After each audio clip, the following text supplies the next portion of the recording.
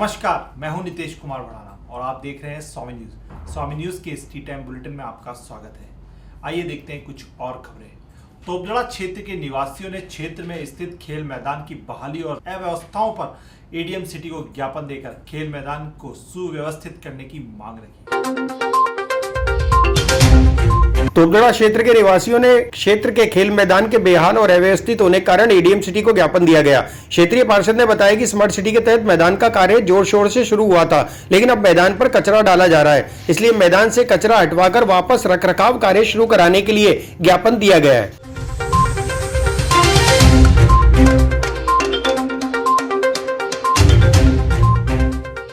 आज ADM city साहब के पास आए हैं, तोपजड़ा क्षेत्र से आए हैं। मैं वहाँ से पार्षद हूँ।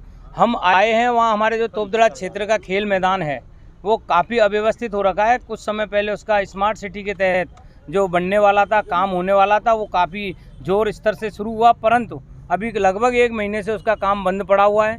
काम बंद होने के कारण वहाँ पर जो मिट्टी डाली गई है उसको जो व्यवस्थित किया जा रहा था वो अभी अव्यवस्थित हो रखा है। मलबा लोग डाल जाते हैं रात को। तो हम साहब से निवेदन करने आए हैं कि जल्दी से जल्दी उस खेल मैदान को तैयार कराया जाए, जल्दी से जल्दी उसका काम चालू कराया जाए।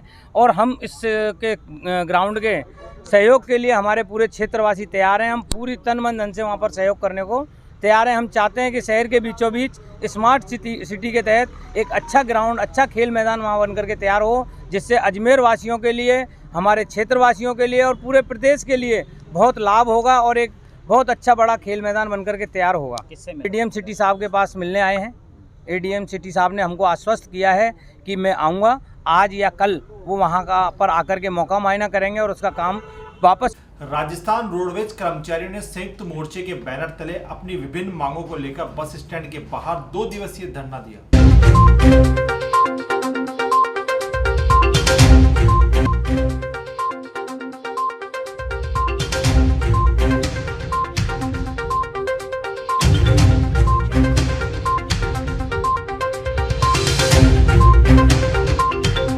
आपको भी मालूम है, संयुक्त मोर्चा के बैनर तले ये हमारा जो 3 मास का प्रोग्राम था, इसके अंदर आज 7वें दिन हमारा राजस्थान रोडवेज की हर बस स्टैंड, हर इकाई के ऊपर 11 बजे से 4 बजे तक धरना है, जो कि 25 और 26 तक था। आज अंतिम दिन है। सरकार को हम आपके मीडिया के माध्यम से ये बताना चाहते हैं, सरकार को आगाह करना चाहते हैं कि राजस्थान रोडवेज के साथ में ये सौताला व्यवहार बंद करे। जिस तरह हर डिपार्टमेंट के अंदर 7वां वेतन आयोग दिया जा चुका है, डीए का भुगतान भी हो रहा है, जो कि निगम राजस्थान रोडवेज के कर्मचारियों का 5 साल से रिटायरमेंट कर्मचारी हैं, उनका 5 साल से बकाया परलाभ बकाया है, उनको शीघ्रता से भुगतान करें। वो कर्मचारी को पैसा है। और सबसे बड़ी पेंशन और वेतन है जो राजस्थान रोडवेज के कर्मचारियों को हर महीने के प्रथम सप्ताह में दिया जाए। यही कड़ी के अंदर नई बसों की जो जनता के लिए वास्तव में आवश्यकता है, जो कि हमारे पास संसाधनों की बहुत कमी है, कर्मचारियों की कमी है, इसके माध्यम से हमें कर्मचारियों की नई भर्ती भी जरूरी है, नई बसों की खरीद भी जरूरी है।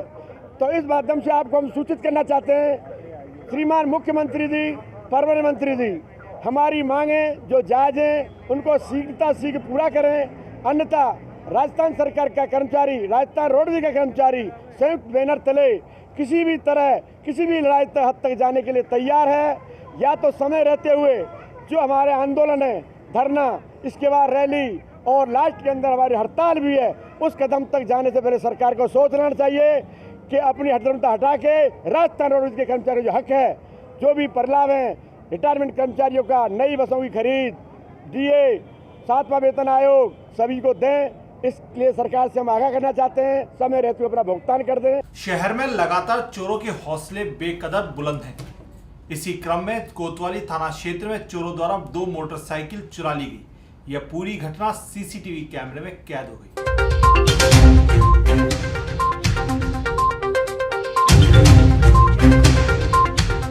शहरों में चोरों के हौसले बुलंद है और इसी क्रम में कोतवाली थाना क्षेत्र में लगातार चोरी की वारदात सामने आ रही है। हाथीबाटा और सूचना केंद्र से चोरों द्वारा 2 मोटरसाइकिल चुरा ली गई। चोरी की घटना सीसीटीवी कैमरे में कैद हो गई। इस संबंध में कोतवाली थाना पुलिस ने अज्ञात चोरों के खिलाफ मुकदमा दर्ज कर जांच शुरू कर दी है।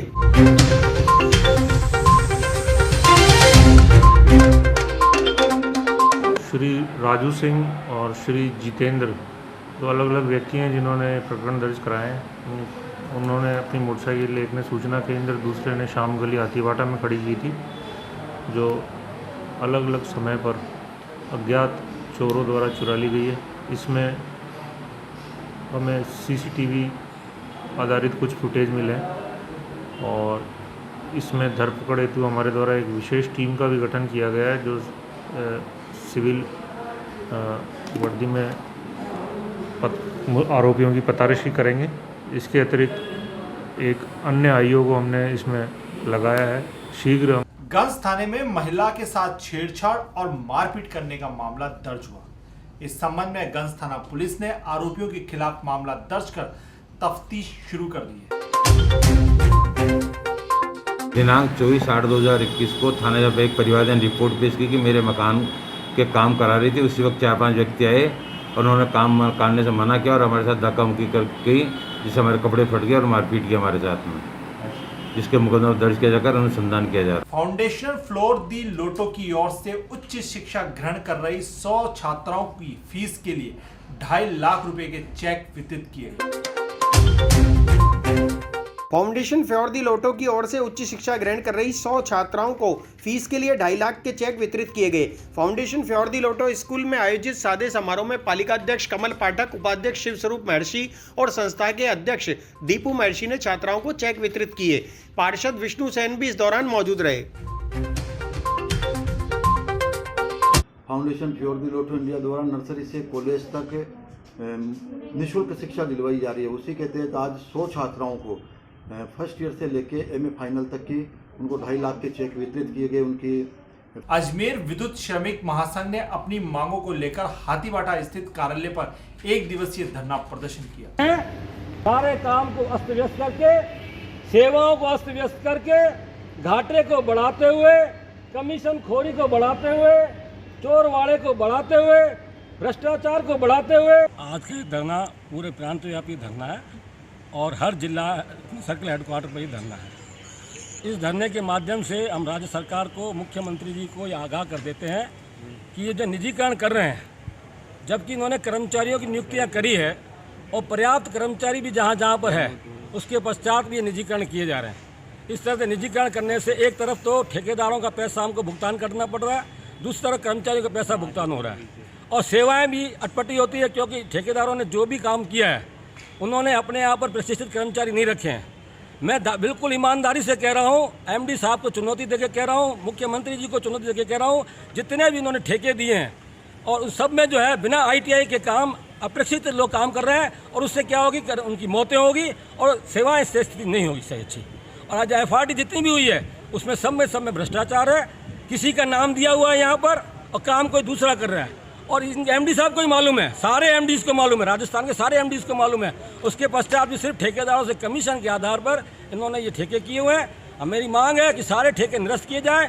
और मैं आज फिर पुनः कह रहा हूँ कि हम बिजली बोर्ड के, बिजली निगमों के कर्मचारी काम इतना सुचारू रूप से कर सकते हैं कि जनता को कोई शिकायत नहीं होने देंगे। ये ठेकेदारी प्रथा हटा ली जाए और हम जनता को शिकायत नहीं देंगे, सारा काम स्वयं करेंगे। और अगर आगे आवश्यकता पड़ेगी तो मैं मुख्यमंत्री के लिए सुअवसर है, जनता का सेवा करने का सुअवसर है कि हमारे बिजली निगमों में 2 लाख कर्मचारियों की आवश्यकता है। अभी 65,000 काम कर रहे हैं, 1,35,000 आदमी और चाहिए। युवाओं को रोजगार देवे, ITI वालों को रोजगार देवे और जनता की सेवा को सुचारू रूप से चलावे। इन्हीं के मंत्र के माध्यम से वो सत्ता में आए, इन्हीं मंत्र के माध्यम से दोबारा आ सकते हैं, अन्यथा जनता उनको चुनाव में भुगता देगी।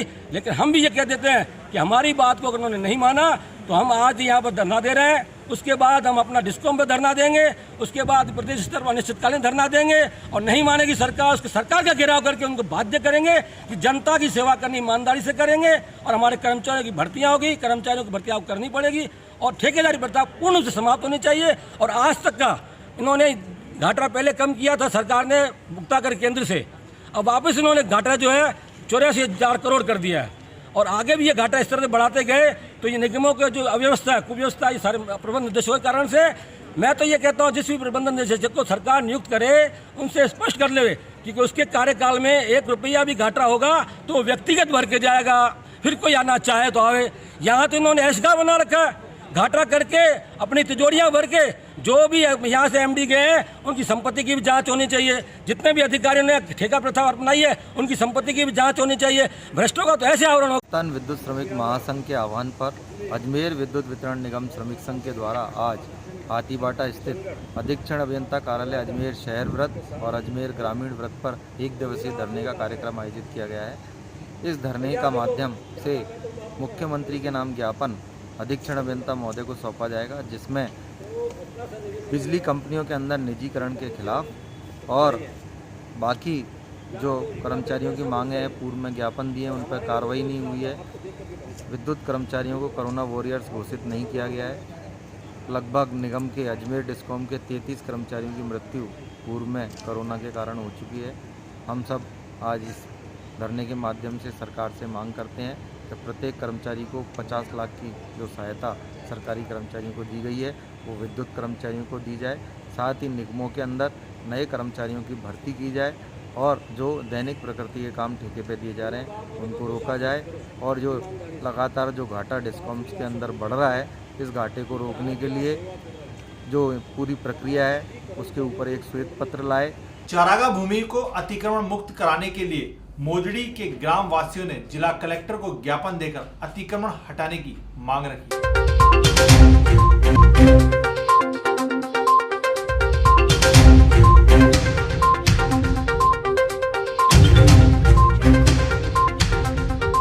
कई बार जिला कलेक्टर साहब, उपखंड अधिकारी और तहसीलदार साहब को इसके बारे में अवगत कराया, परंतु इसकी कोई अभी तक कार्रवाई नहीं की गई, क्योंकि चारागाह भूमि पर कई दबंगों ने गाँव के बीच में कच्चे बाड़े बनाकर पशुओं का आना जाना बंद किया, ग्रामीणों के साथ मारपीट करते हैं, जिसके खिलाफ शिकायत करने के बाद भी उसकी क्योंकि मिलीभगत के कारण अभी तक कार्रवाई नहीं हुई।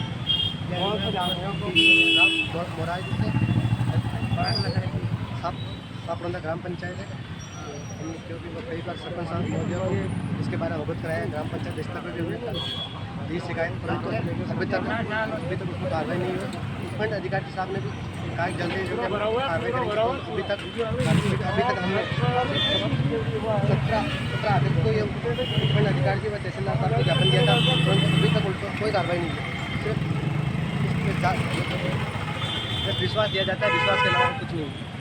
तो बहुत सारे लोग हैं जो 7-8 है जो झुंड के अंदर आते हैं, ग्रामीणों पर हमला कर देते हैं, ग्रामीण जब पशु चलाते हैं तो उनके साथ मारपीट कर देते हैं। जब मेरा खेला जो होता है उसके फिलहाल इस बुलेटिन में इतना ही। मुझे दीजिए इजाजत और देखते रहिए स्वामी न्यूज़।